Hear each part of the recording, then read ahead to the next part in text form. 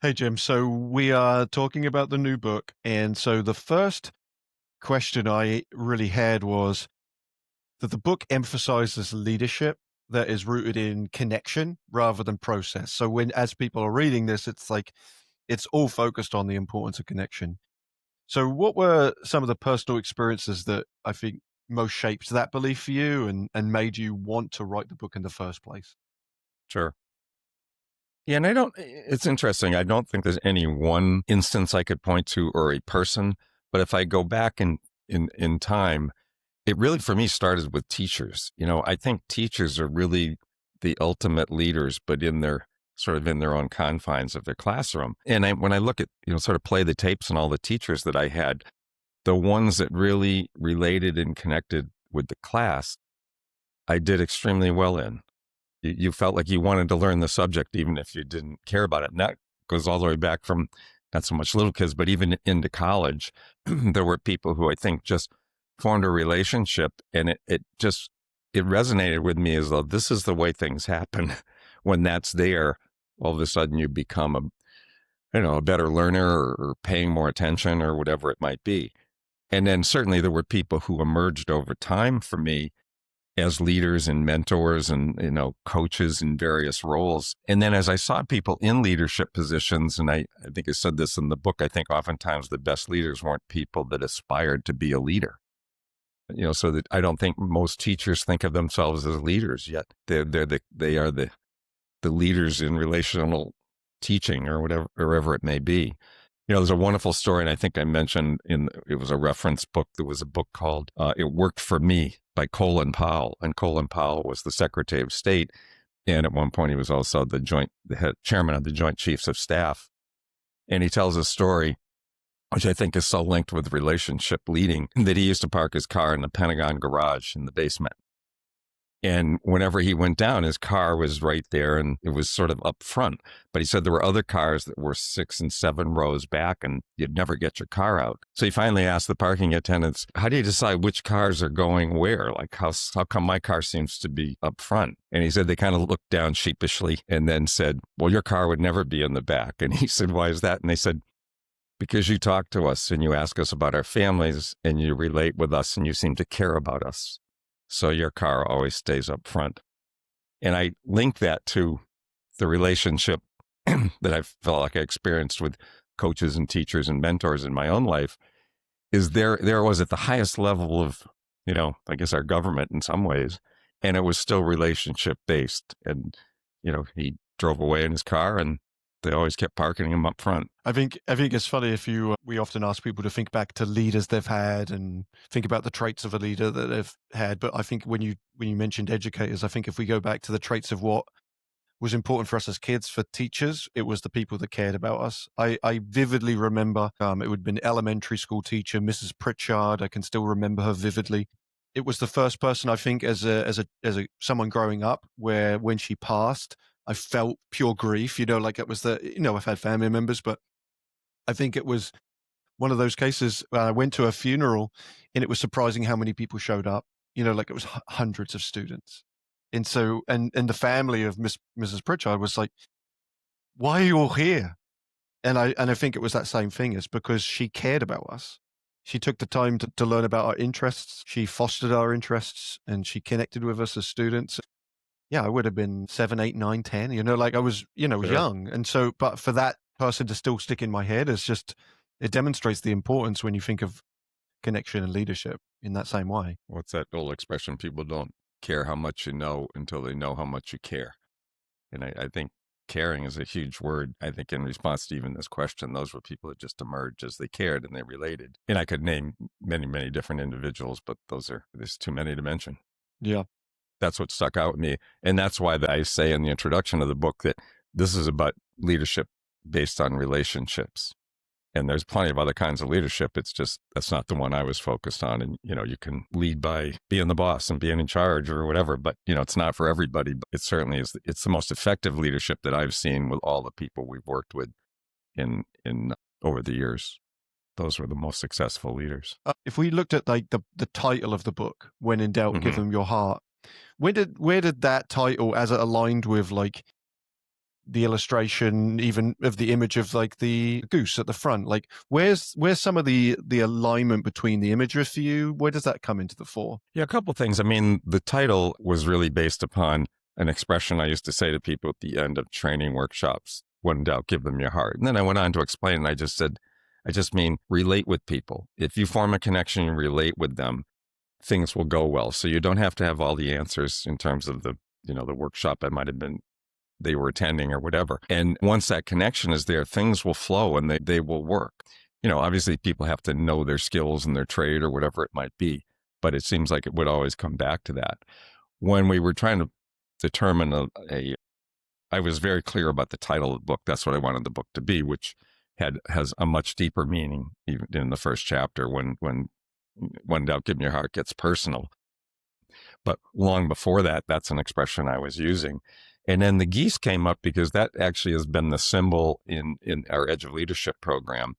The geese, Ryan McCormick designed that years ago. And we got talking a little bit about the cover of the book, which I was doing with our designer, Kathy Picano. And we had a couple of trial things. And then the geese came up as a thing. And I said, this is it. It seems perfect. It's connected with leadership.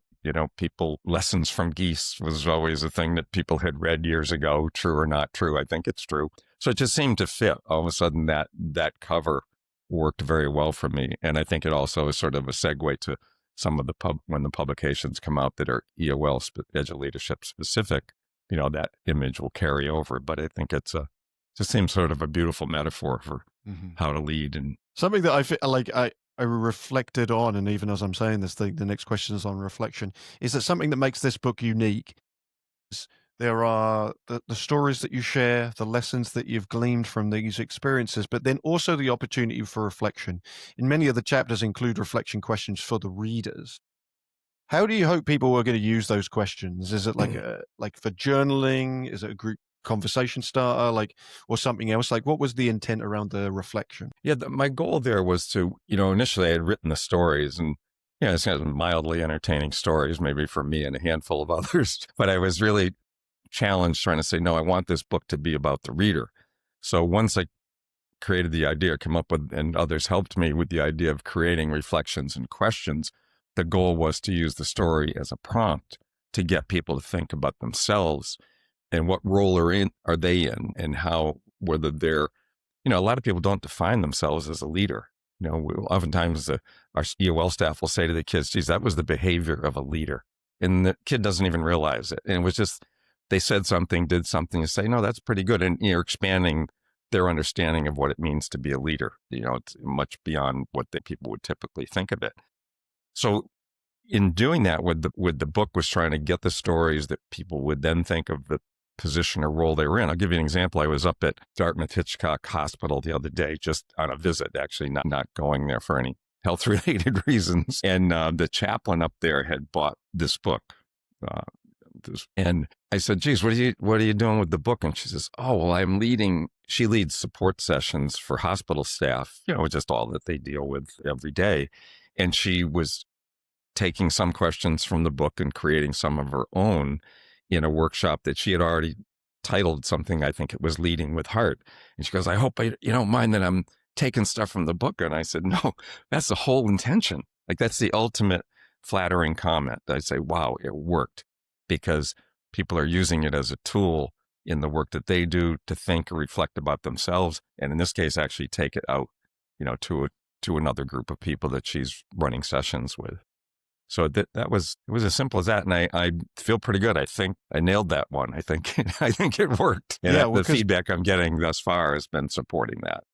Because it takes it beyond the book. And actually, I think what it does is it does exactly what we do for a job, which is facilitating programming. Because it almost, how do you take what we do and put it into a book without not having the opportunity for reflection, dialogue, discussion? It feels like it's so aligned with what we do that actually, I think probably you had that realization that as soon as you started to add the reflection, the book made more sense to you thematically. It was like, absolutely. I understand what I'm doing now, because it's aligned with what you do and what you've done your entire career. You wouldn't just tell a story, right, and then that be the end of it. I can imagine you get in front of a group, all right, everyone, and then you tell a story and then you just walk away. Well, in each story, I think resonated with the power of adventure learning by doing. So that was a given. But then getting it to a tipping point, and it took me, was 2.5 years writing the book. And I was going through a bunch of different, health related things at the time. But it probably wasn't until last spring that I think I really nailed down sort of the North Star, so to speak. This is what it needs to be. And then it really started to flow from there. So it was exciting to have it come out that way. And even the reflection questions on the back of the book were just gleaned from various chapters. But, it's like with any book, you read the back chapter and the back cover and say, am I going to buy this or not? And I mean, I hope people do buy it because, all the proceeds go to benefit our programs at High Five. There's nothing that's coming to me personally. And that's the way I like it. That's a good thing. When in doubt, give them your heart. Um, Right. in the work with educators, there's been so many different people, and I would say one of the benefits and one of the joys of reading the book for myself was the diversity of people. Mm-hmm. It was educators, athletes, organizations. What would you say was one of the surprising lessons about human connection that you think that every leader should know about? A biggie, I think, is be true to your style, be who you are, be genuine, be authentic. You try to be somebody different, it's not going to work. I think Jeff Ward even mentions that in one of the chapters there for him as a professional hockey coach. I don't think you can go wrong with that. And over the years, I've had people share with me that maybe they were leading a session or something, say, yeah, it didn't really go that well. And they kind of outline it for me. And then I say, well, I think were you being true to yourself? I mean, you got to be yourself, but you also have to be with the group, right? In the work that we do. The work that I did with the state police really required me, the Massachusetts State Police really required me to sort of become one of them for a while. I mean, and to a certain degree, and understand the world they lived in. And I was never disingenuous of who I was, but I was also very cognizant of the audience that I was working with. And I think I've done that forever with any audience I've ever been with. So I think it's simpler than people make it sometimes. I've read every book you could think of on leadership, and some of them have a formula and this and that, but there's not too many. The ones that I highlighted in the book that were leadership related were always people who were focused on the relationship in their role as a leader and why that worked. So if Colin Powell can do it with the people that are the parking attendants at the Pentagon, I think anybody can do it.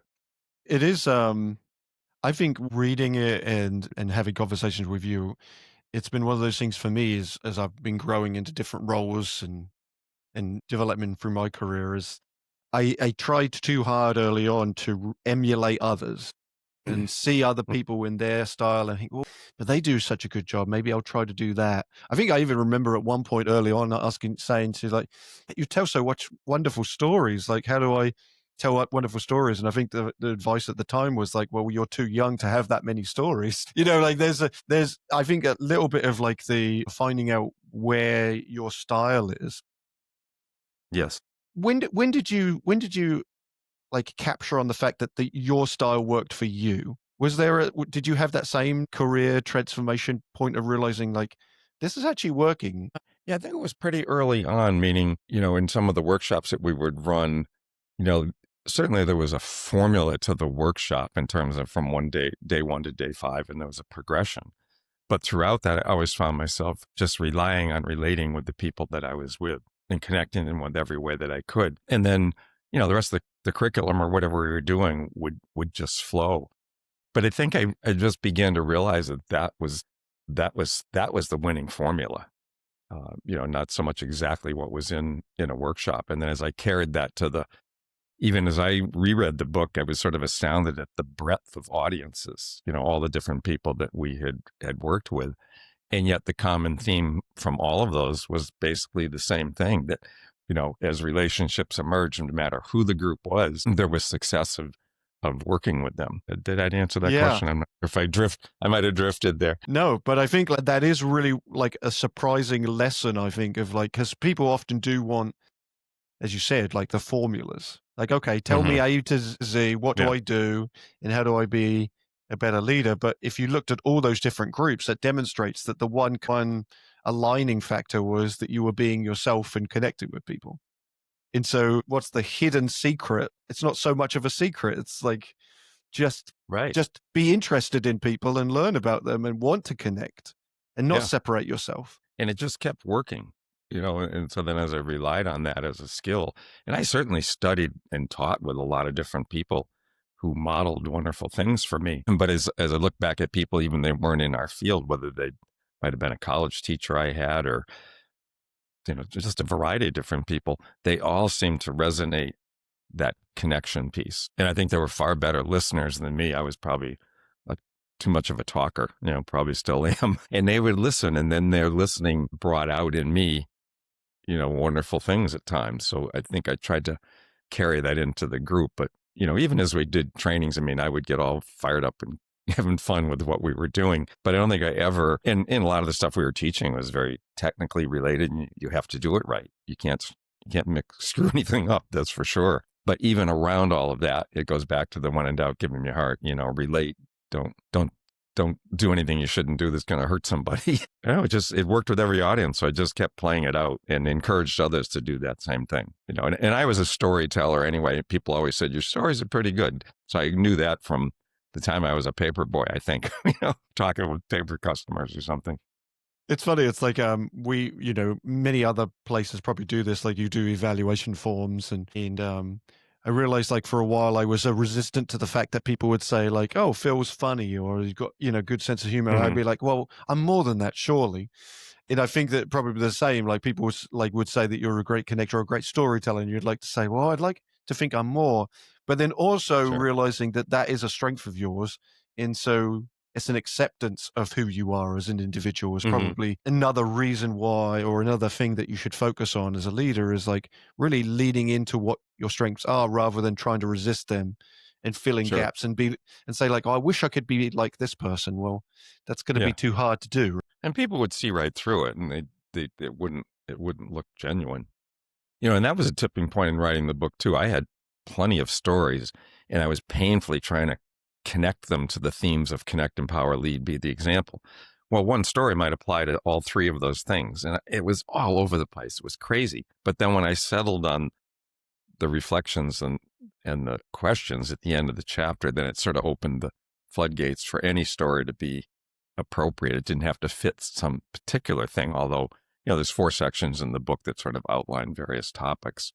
I think they somewhat fit in there, but I think anybody could pick up the book, read the introduction and the preface, and then choose a chapter, and it's probably going to make sense. I think the first one will grab people quite a bit because of the nature of the subject, but beyond that, I think they all can fit, you know. I think that that's the power of storytelling. The storytelling, and I think that you are sensitive of this not wanting to just tell stories, but the purpose of Hmm. stories is there is an emotional side of a story that people can relate to. They may not have been in those places, they may not have interacted with those people, Sure. but the lessons you had are incredibly relatable and varied. And I think that that's the part that, as I was reading it, like there are some of the stories that I was a part of, but then there are stories that I weren't, Yeah. and I actually had never heard, which I was kind of surprised at also. But like finding similarities and being like, oh, I've been in that situation before. I've been Sure. in those like, okay, suddenly you have to do something, or like you Yeah. have to act now, or you have to prepare more. It's like there's a lot of lessons there. So I think that's I would say the benefit of the storytelling in itself is the emotional draw. And all those stories rose to the top because, I mean, that's over 46 years of doing stuff. So there's a lot of stuff that didn't get into the book, obviously. But each one of those just resonated with me. It stuck with me as huge. The work with the School for National Training and students from Iraq and then Northern Ireland. And so over time, those stories had such a powerful impact on me and then sort of built upon the next thing, that I was trying to do. That's why they made it into the book. And, there probably could be a sequel, but I won't be writing it. There's plenty of other stories, but I think the point is clear in this one. Well, like if we get back to like the point and the message of the book, maybe then we can wrap with this question because, and I'm going to put for all listeners listening, you'll find all the links to the book in the description. But if someone is listening to this and they're struggling with doubt or uncertainty as a leader, typically I found that a lot of people there's not much leadership training. You kind of just become a leader Mhm. through just being there Right. longer. But what's a practical first step that you'd recommend that they take if they're struggling? And then how does that align with the message of the book? Yeah, good. I'll say what they always say in NPR. That's a Yeah, good good question. good question. I think every leader, I mean, in my role, every leader experiences doubt and uncertainty. If you don't, I think you're off on a tangent thinking you're too important or something like that. It's like the book Legacy with the All Blacks rugby team in New Zealand. And I think that the way the leaders there would sort of emerge and do the simplest task to sort of set an example for things. And any leader you have to experience doubt and uncertainty because that's how you get better. But you know, I think the biggest thing a leader should do is don't ever believe you have all the answers because you're only as good as those people around you. So our board of directors oftentimes would be congratulating me on something, and my leadership of high five, and I always wanted to say, I was a little embarrassed. I'd say, folks, it isn't just me. There's some far more knowledgeable and skilled people working with me together. So I said, yes, I'm sort of the head goose, I guess, out front, right, at times. But I think it's so important for leaders to just surround yourself with, you hear that often, but I mean, the skills that you don't have, that you make sure the next person has them. I mean, Jen Ottinger and I worked so closely together for 23 years, and we just had great chemistry, and it worked. But I mean, our skill sets were very different. And, you carry that throughout the whole staff, and we'd never be where we are as an organization after 25 years and with 25 people if those skill sets weren't being tapped into in good ways. And oftentimes I wasn't the best person in recognizing the skills and talents of others, and others were, and that helped me. I think every leader just has to begin to think that way. Don't be afraid of uncertainty, embrace it, because it's part of the deal. And if you're if you're just leading blindly, probably nobody's following. You know what I mean? If you're taking a walk. It's like the question sometimes I get about facilitation anxiety and like, oh, when does that go away? And the answer really isn't. It doesn't. It really is like it doesn't go away. No. And then, but I think about that from the leadership perspective, and I'm currently embarking in a leadership role myself.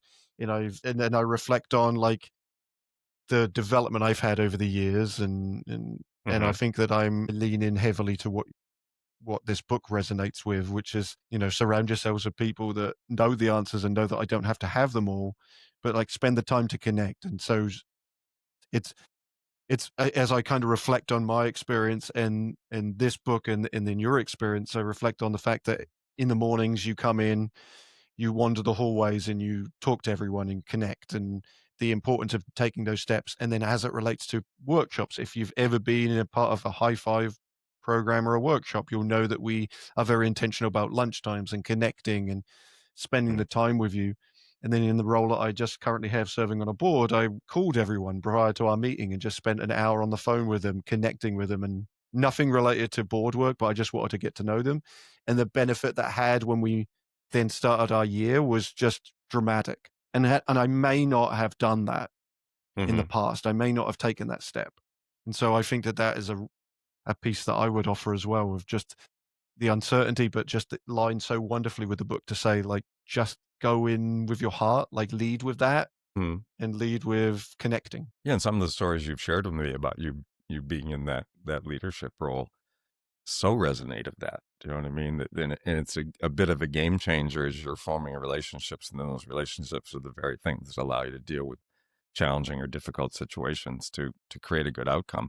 And I think a healthy layer of your own, as you've discovered leadership and being in that role, you can exude that and you do it. And then people begin to follow it a little bit. I've always said, I think the some of the best leaders are the people who never aspired to be leaders. They just sort of led with integrity and genuineness, and all of a sudden it starts emerging for them. So Yeah. it's a So secret formula, but it's not that secret.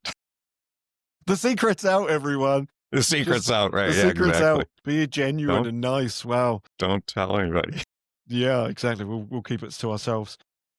Well, I just want to say, and I've said this before, but thank you for writing the book, Jim. I think that if people are listening to this, everyone who listens should get a copy of the book. And once again, this isn't necessary to plug our own work, but there Sure. is a reality of the benefit that I've had over the years, and your experience and your stories and the thematic message of your career so far has been this: when in doubt, give them your heart.